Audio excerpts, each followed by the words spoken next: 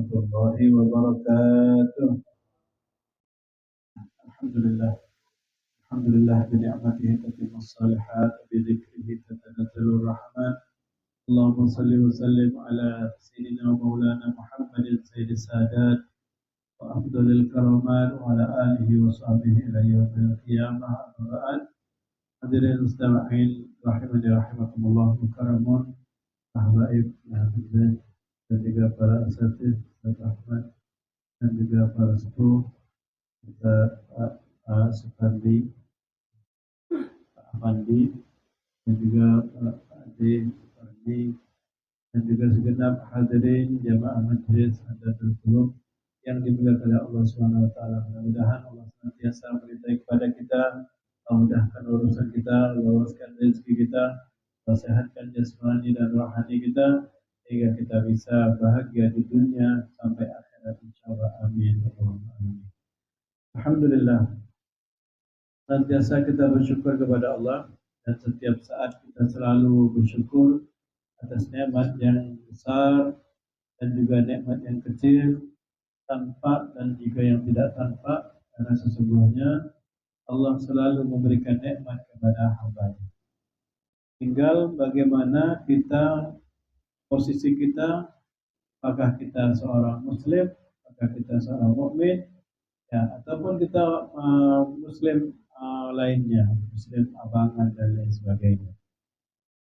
Mudah-mudahan Allah berikan nikmat kita sebagai seorang mukmin yang beriman, selalu beriman kepada Allah Subhanahu wa taala, nikmat khusus dan nikmat secara umum, nikmat yang Allah berikan kepada semua hamba-Nya. Amin ya rabbal alamin.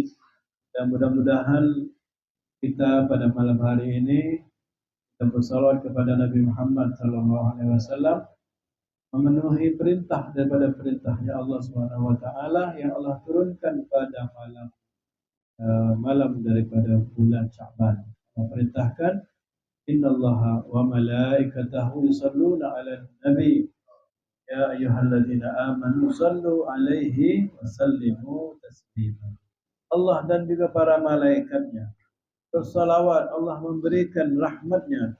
Kalau para malaikat memberikan doa-doanya, dan Allah perintahkan juga kepada kaum muslimin mukminin lainnya untuk bersalawat kepada Nabi Muhammad SAW. Pada saat ini kita berada pada bulan yang mana ayat perintah bersalawat kepada Nabi tersebut Allah turunkan.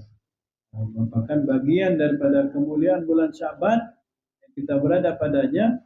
Allah salah satunya turun perintah bersalawat kepada Nabi Muhammad SAW. Dan satu-satunya perintah yang Allah melakukannya terlebih dahulu, yaitu perintah salawat kepada Nabi Muhammad SAW.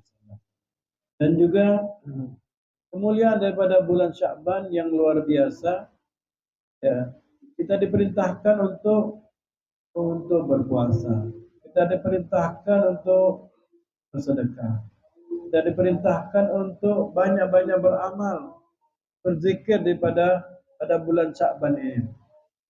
Dikarenakan bulan yang mana banyak manusia disibukkan dengan perkara-perkara persiapan-persiapan yang akan mereka jalani. Nabi Muhammad SAW banyak puasa sehingga di bulan Sya'ban, sehingga mereka para sahabat bertanya, ya Rasulullah, kenapa engkau banyak berpuasa selain bulan Ramadan, ya, melebihi daripada bulan-bulan yang lainnya? Ya, tidak seperti bulan Rajab, tidak seperti bulan Rabi' dan seterusnya, tidak. Tapi bulan Sya'ban kau banyak puasa. Akhirnya Rasulullah SAW menjawab, sesungguhnya bulan Sya'ban ini adalah bulan yang mana banyak manusia kaum muslimin yang terlalai daripadanya. Rajab disibukkan dengan istighfar, Rajab disibukkan dengan ibadah taubat. Kemudian persiapan setelah Rajab mereka disibukkan dengan perkara setelahnya, yaitu nanti akan datang Ramadan, nanti akan mereka bersiap untuk melakukan ibadah haji, yang urus tabungannya, yang urus persiapannya, yang mengurus kalau ibadah haji, yang mana zaman dahulu sibuk, kalau sudah mau haji itu sibuk. Sehingga katsir yaqulun nasu anhu, Kata Nabi, banyak orang-orang kaum muslimin yang lupa dengan bulan Sya'ban ini. Sehingga ya Rasulullah SAW mengingatkan dan mengajarkan dan mencontohkan kepada kita semua umatnya untuk memperhatikan bulan Sya'ban ini. Nah, bulan Sya'ban ini merupakan bulan yang sangat mulia, dikatakan oleh ulama bahwasanya bulan Rajab adalah syahrul zara, bulan yang kita menanam, bulan yang kita bersiap-siap untuk mulai menanam. Kalau dari sudah nanam duluan dia, ya di bulan Rajab sudah nanam dia. Ya, Rajab bulan untuk menanam barengan dari Sya'ban syahrul saqi, bulan untuk menuai, untuk apa? Untuk menyiram. Ya. Dan Ramadan tinggal panennya. Maksudnya apa? Dalam hadisnya Nabi mengatakan barang siapa yang bagus amalnya, memperbanyak amalnya, ya, dia berniat untuk mempersiapkan Ramadan, maka bulan Rajab dia banyak beribadah, banyak beramal, dan nanti dia akan kemudian dia iringi terus, dia digiring terus bulan Sya'ban, dia akan dimudahkan terus dia beramal. Dan Ramadan, orang siapa yang mudah, banyak amalnya, digiring terus amalnya, istiqamah terus amalnya, bulan Sya'ban, dan Allah akan mudahkan juga dia pada bulan Ramadan. Jadi seperti ya rangkaian-rangkaian ibadah-ibadah yang lainnya. Apa yang bagus wudunya, maka dia akan bagus sholatnya. Apa yang bagus jadikan menggiringi sholat fardunya dengan sunnahnya, maka dia akan mudah untuk khusyuknya di saat sholat fardunya. Nah, begitu pun juga ya, yang mereka-mereka yang bagus ya di bulan Rajab, maka Allah akan baguskan dia di bulan Sya'ban.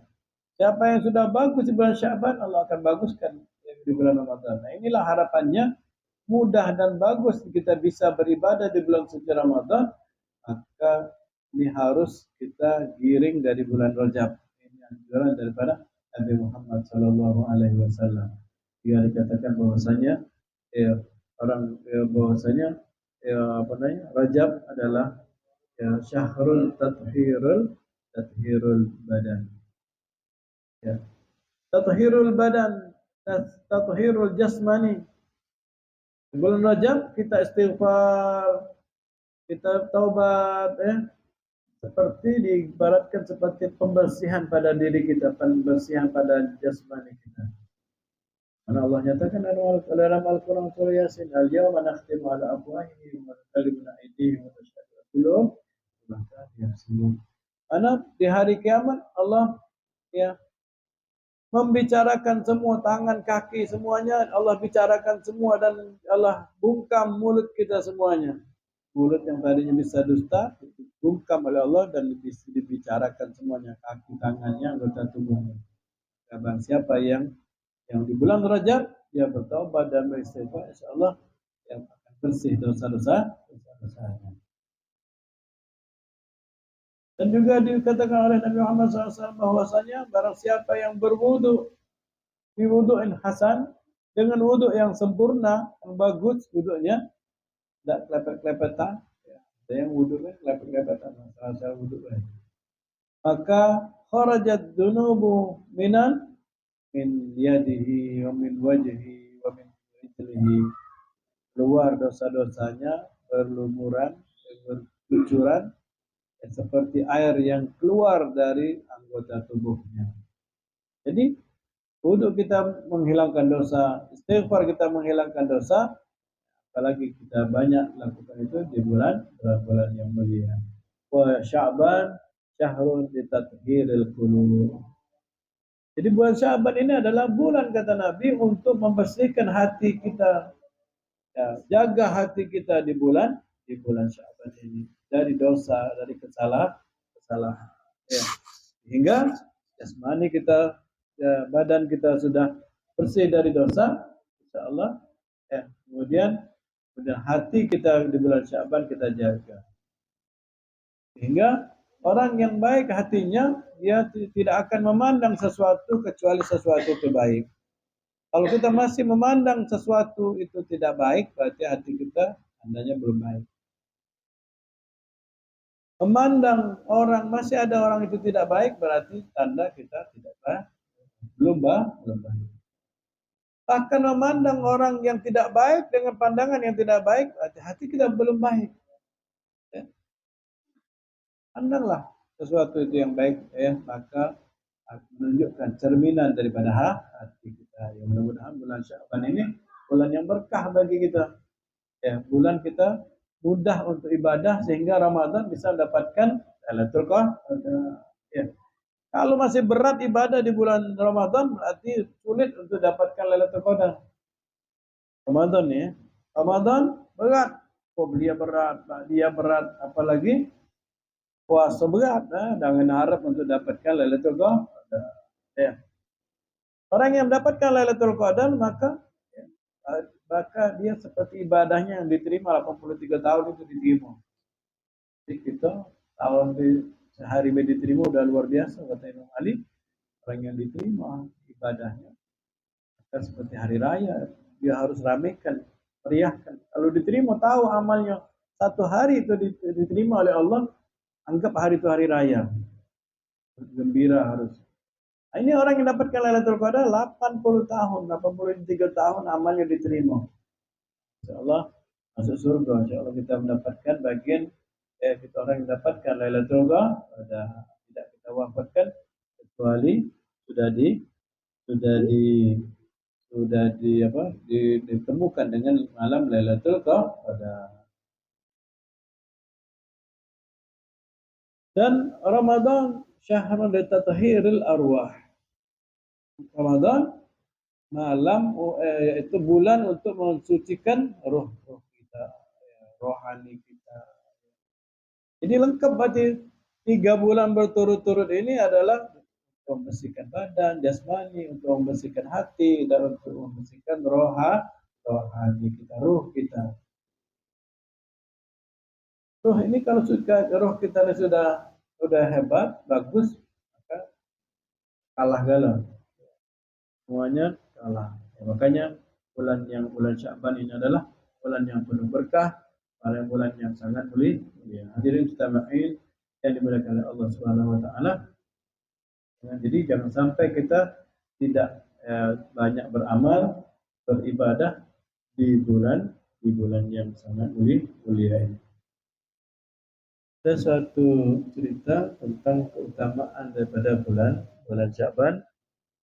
Seorang ulama besar, dia bermimpikan temannya, dia pulang untuk menghadiri ke wafat temannya. Dari jauh luar kota, datang untuk menghadiri dan mensolatkan temannya yang wafat. Setelah ia mensolatkan temannya tadi, dan dia pulang dan dia berziarah dulu sebentar sebelum dia pulang. Setelah dia baca Fatihah semuanya selesai, dia pulang ke tempat asalnya, tempat kota yang dia berada tugasnya. Akhirnya sudah berapa lama dia bermimpikan temannya tadi. Dia bermimpikan temannya dalam keadaan yang tidak menyenangkan, tidak baik. Wajahnya pucat. Kalau disampaikan salam tidak jawab salam. Temanku, kau teman baikku, kenapa kau tidak jawab salam aku? Yang ngomong di sini adalah salam itu adalah ibadah, dan di sini tidak ada lagi ibadah. Tidak dituntut lagi ibadah. Ya, salat subuh tidak lagi di alam barzakh, dalam kubur tidak lagi ibadah, tidak lagi salat subuh. Sedekah di sana tidak ada lagi sedekah.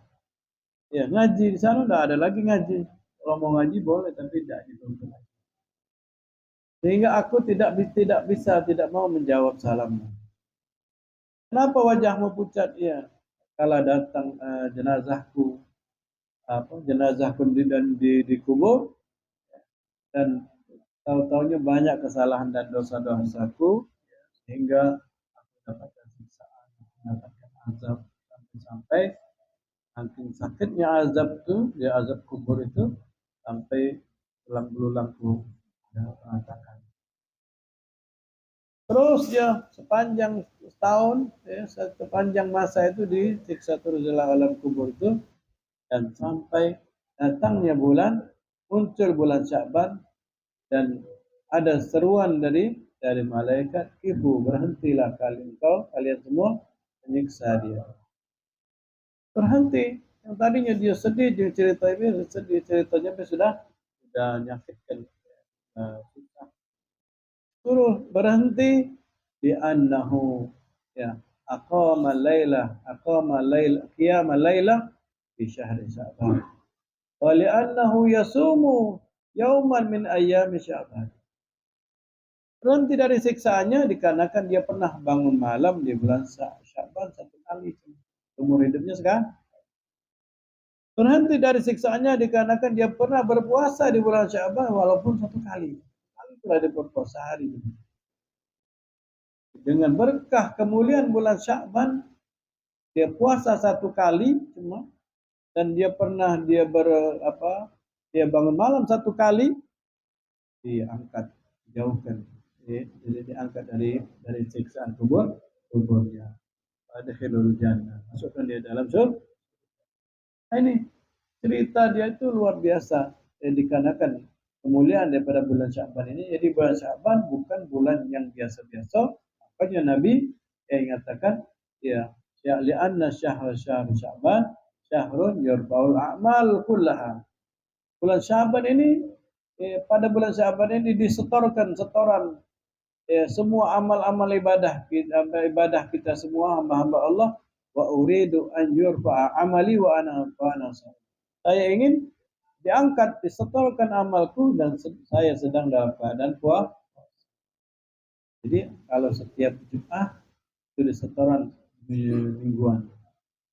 Setoran mingguan dan setoran semuanya setiap setahun itu bulan Sya'ban dan tepatnya pada malam nisfu Sya'ban. Makanya orang yang tidak ibadah di malam nisfu Sya'ban, dia masih keluyuran di mana-mana, ya berarti dia tidak mengerti tentang keutamaan daripada bulan Sya'ban, keutamaan nisfu Sya'ban. Ya. Hadirin sekalian yang dimuliakan oleh Allah Subhanahu wa taala. Dan yang berikutnya, ya, bulan Sya'ban juga dipindahkannya kiblat. Dipindahkannya ke kiblat di bulan Sya'ban. Dulunya di Baitul Maqdis di Palestina dan pindah ke Ka'bah Al-Musyarrafah. Apa nuansanya?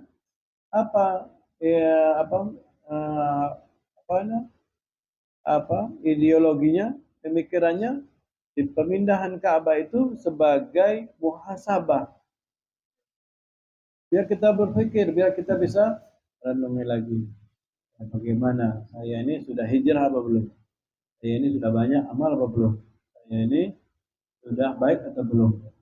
Jadi perpindahan kiblat pada bulan Sya'ban ini jadikan orientasinya adalah kita bisa muhasabah, ya, kiblat saja bisa dipindah oleh Allah, ya, dan badai kita tidak bisa hijrah, badai kita tidak bisa jadi yang lebih baik, ya.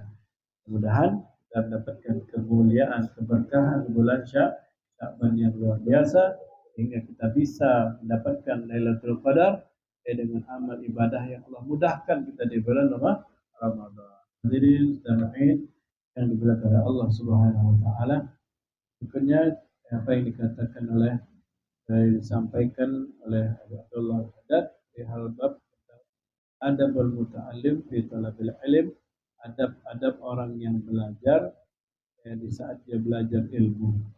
Ya, yang pertama adabnya yang harus dia persiapkan, yang dia harus sediakan dalam menuntut ilmu itu taharatul qalbi wa takhalli 'anil mukhalafat. Membersihkan hatinya dan mengkosongkan, meniadakan dari pelanggaran-pelanggaran atau dosa. Ini kalau kita sedang menuntut ilmu, kita berada saat itu di dalamnya, biar kita mendapatkan ilmu yang berkah, ilmu yang bermanfaat, maka adabnya adanya kita harus membersihkan hati dan menjauhkan dari pelanggaran atau dosa. Biar ya ilmu kita bisa masuk, ilmu itu bisa mantap, ilmu itu bisa menetap dalam hati. Imam Nawawi beliau mengatakan yang bagil muta'alim ayyutahhiru qalbah minal adnas. Ya, hendaknya bagi orang pelajar itu mensucikan hatinya dari kotoran-kotoran, dari penyakit-penyakit hati inilah. Yang kita kadang sombong, kadang kita kadang apa riak dalam beramal, kadang adanya ujub, bangga diri, mengkosongkan, membersihkan hati dari penyakit-penyakit hati. Jadi bagi orang belajar itu, makanya belajar masanya lama itu diantaranya membersihkan hati kita. Liyasluhul qabul ilm, agar bisa ilmu itu diterima, pas, mantap ilmu itu bisa kita dapatkan, wahibzihi, dan menjaga ilmu tersebut, wastismarihi, dan bisa bermanfaat, berbuah ilmu kita itu dengan mensucikan dari penyakit-penyakit hati. Ya. Penyakit hati itu, ya, ibaratnya kalau ada buah atau sayur yang ada penyakitnya atau ulatnya, kalau didiamkan bisa-bisa dimakan juga berurutan galau buah itu atau sayur itu.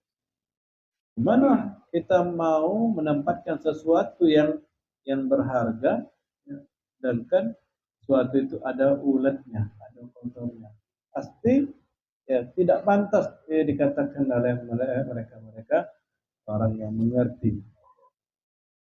Ada ulatnya, kita nak akan langsung aja dulu bersihin dulu, ya sayurnya itu dibersihin dulu. Ada hitam-hitamnya, apalagi kelihatan hitam-hitamnya dalam sayur atau buah itu, bersihin dulu baru bisa dimakan. Setelah dibersihkan dicuci dulu baru bisa dimakan. Nah, ini hati kita baru akan ditempatkan ilmu yang baik, ilmu yang bermanfaat karena sudah dibersihkan, dicuci. Di dalam hadis Nabi Muhammad SAW dengan dalam hadis yang terkenal menyatakan inna fil jasadi mudghatan idza saluhat saluhal jasadu kulluhu wa idza fasadat fasadal jasadu kulluhu ala wa hiya qalb. Nabi, di dalam jasad kita ini ada segumpal daging, apabila baik daging itu maka baik semuanya. Dan apabila rusak daging itu maka rusak semuanya, itu adalah hati. Jadi kita kalau tidak baik, maka amal kita bisa jadi rusak. Ya. Kita dari rumah, ya tidak pasang niat, coba kalau tidak saya. Kita dari rumah, ya nak pengen mana ya, jangan tergantung lah yang mana lemak. Tak kata niat, ya pengennya kalau baik dapat bisa ketemu kawan, tidak majelis. Tahu-tahu ketemu orang lain, dia ajaknya ke Tapati, jauh tidak dapat niat. Jauh karena tidak ada nih niat. Kalau sudah ada niat, dimantapkan niat itu di patri, ya. Biar niatnya dia tersampai apa yang kita niatkan tadi. Ya. Itulah fungsi daripada niat, ya. Sehingga akan menjadi baik, ya, mantap dan cepat berhasil kita ini kalau sudah niat kita itu bagus. Ya. Faqalu, dan dikatakan tatyibul qalbi lil ilmi, ya, membaguskan hati untuk ilmu itu kata tyibil ardi li ziraah, seperti membaguskan tanaman ketika mau menanam. Mau nanam pasti dibersihkan dulu, tidak ada apa langsung ada rumput-rumput apa berbiasa langsung, tidak, pasti dibersihkan dulu, dibersihkan dari rumput-rumput, dibersihkan dari apakah ada binatang-binatang, dibersihkan dari oyok-oyok, dibersihkan dulu. Nah, begitu pun juga untuk mendapatkan ilmu, bersihkan dulu hati kita, biar baru kita menempatkan ilmu yang kita mau, yaitu ilha hati kita. Makanya harus kita bersihkan, jangan kita biarkan, ya, oleh Imam Ali, ya, bahwasanya kalau bukan dikarenakan beberapa hal ini, antaranya adalah qana'atu bil jahal, betah dengan kebodohan, hubbud dunya, cinta kepada dunia, kemudian apa namanya, wa syukhu bil fadl, fikir dengan rezeki, dan kemudian riya fil amal, riya dengan amal kita, setiap amal banyak riyanya, wal ujbu birrai, ya, dan ujub dengan pendapat dan pemikiran kita, maka kalau bukan karena ilmu ini maka kita akan menjadi orang solehin semua. Kadang kita itu ya, bangga dengan pemikiran kita, tidak menerima pemikiran orang. Kemudian kita riak dalam beramal, kemudian kita kikir dalam rezeki, kita cinta dunia yang berlebihan dan merasa betah dengan kebodohan sehingga kita sulit atau susahnya nak jadi orang soleh. Ini juga ya dikarenakan kita tidak mau menjaga hati kita sehingga ilmu itu susah mantapnya, susah berkembangnya dengan berbuahnya. Jadi seperti juga kalau sudah dibersihkan maka tinggal kita sirami seperti pohon-pohon buah-buah ya, sayur-sayur itu kalau sudah dibersihkan dan ditanami dan disirami, dikasih pupuk dengan menjaga daripada hati itu. Jadi itulah adab di antara adab-adab kita biar ilmu kita itu bermanfaat. Juga dikatakan dan dikiaskan oleh beliau Abdullah Al-Haddad, andaikan kau datang kepada seseorang yang mempunyai madu, yang mempunyai susu, kau datang dengan wadahmu, kau minta buat susu atau minta madu kepadanya, tapi wadahmu itu kotor. Madu kita bawa wadahnya kotor. Minta susu, wadahnya kita itu kotor. Apa yang dikatakan? Bersihkan dulu. Ya, kita minta ilmu yang bermanfaat, tapi hati kita ini masih suka riya, hati kita ini suka bangga dengan diri kita, amal kita masih ada cinta dunia tadi, maka bersihkan dulu ya, daripada penyakit hati itu. Kalau sudah penyakit hati itu kita bersih, baru ilmu itu akan mantap dan bersemayam dengan sebaik-baiknya.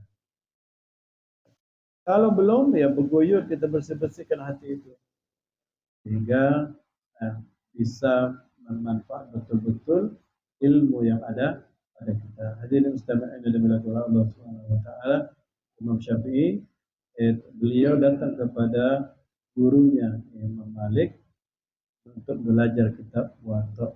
Ya. Dan dikatakan tatkala dia lagi belajar, ya Muhammad ittaqillah wajtanil ma'asi. Wahai Muhammad bin Idris, bertakwalah kalian engkau kepada Allah dan jauhi daripada maksiat.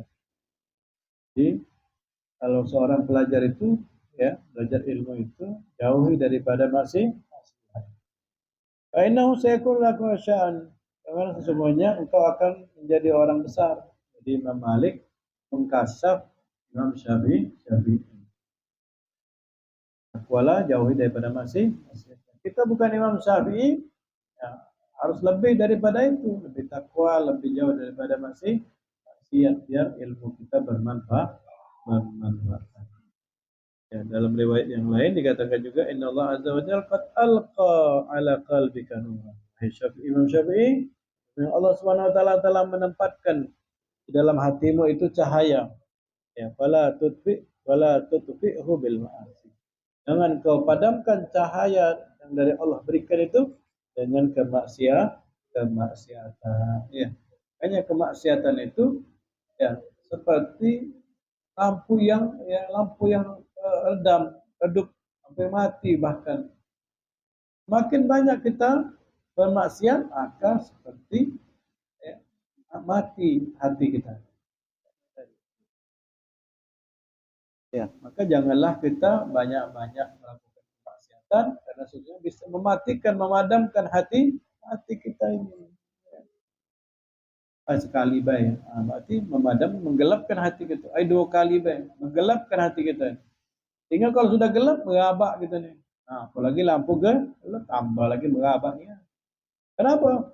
Karena melakukan kemaksiatan. Imam Syafi'i, Imam Malik pun beliau mengatakan, "Kau telah wakil suahibzi, asyadani latakil ma'asi, akhbaran bi anna ilma nur, wa nahum dan Imam Malik, tadi cerita Imam Syafi'i kepada Imam Malik. Ini cerita Imam Malik kepada gurunya Imam Waqi'. Aku mengeluh dan mengadu akan hafalan-hafalanku wahai guruku. Kata beliau memberikan nasihat ila tarkil ma'asi. Kau harus banyak-banyak menjauhi dari kemaksiatan. Ini beliau orang besar, mungkin lakukan maksiat yang besar, mungkin lakukan maksiat yang banyak, mungkin sekali, tak terasa, mungkin kita lihat dan seterusnya.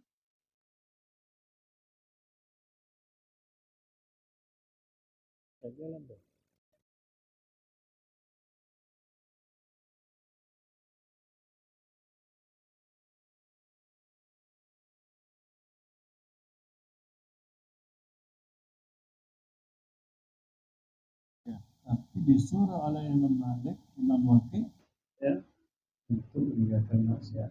Apalagi kita, ya. Akhbarani, beliau memberitahukan anal ilma nur, ilmu itu adalah cahaya. Nurullah, dan cahaya yang Allah itu ya Allah berikan kepada orang yang maksiat.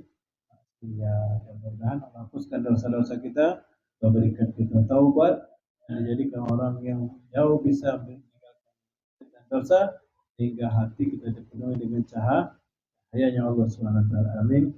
Allahumma amin. Jadi dikatakan oleh sahabat Abdullah, dia mengatakan haramun ala qalbin ayyadahu lahun nur wa bihi syai'un mimma yakrahullahu azza wa jalla. Dia katakan itu tidak mungkin, haram, jauh, ibarat api dengan air. Allah akan memasukkan, Allah akan memberikan cahaya di dalam hati seseorang. Allah berikan ilmu yang bermanfaat pada seseorang dalam hatinya, sedangkan dalam hatinya ada sesuatu yang dimurkai oleh Allah SWT. Caranya, kalau sudah ada ya najis di hati kita, maka tidak mungkin adanya Allah di hati kita. Kenapa? Karena tidak akan ada pada sesuatu yang kotor. Kalau kita sudah letakkan Allah dalam hati kita, maka insya Allah jauh daripada kenajisan dan dosa. Ya. Inilah pentingnya kita menjauhi daripada kemaksiatan. Apalagi zaman sekarang, zaman yang maju, zaman yang canggih, yang mudah untuk melakukan maksiat dan dosa, ya, maka kita harus berupaya semaksimal mungkin untuk jauh daripada maksiat dan dosa. Ya, karena kalau kita tidak melakukannya semaksimal mungkin, maka kita akan jatuh ke dalamnya. Misalnya, innamal mu'min la yaldamu min juhrin marratain. Maksudnya seorang mukmin itu, muslim itu tidak akan bisa masuk terperosok ke dalam lubang 2 kali. Seorang muslim itu tidak mungkin, tidak ada harusnya ya, melakukan kesalahan berulang-ulang kali. Seseorang yang mana seorang anak ditinggal oleh bapaknya, ayahnya, dan sudah lama, dan datang seorang guru kepadanya, ya, dan anak itu minta nasihat kepada guru tersebut daripada banyak kesalahan dan kelalaian dan kealpaan. Hai guru, ya beri nasihat kepada saya ya, tentang karena saya banyak alpa dan lalai.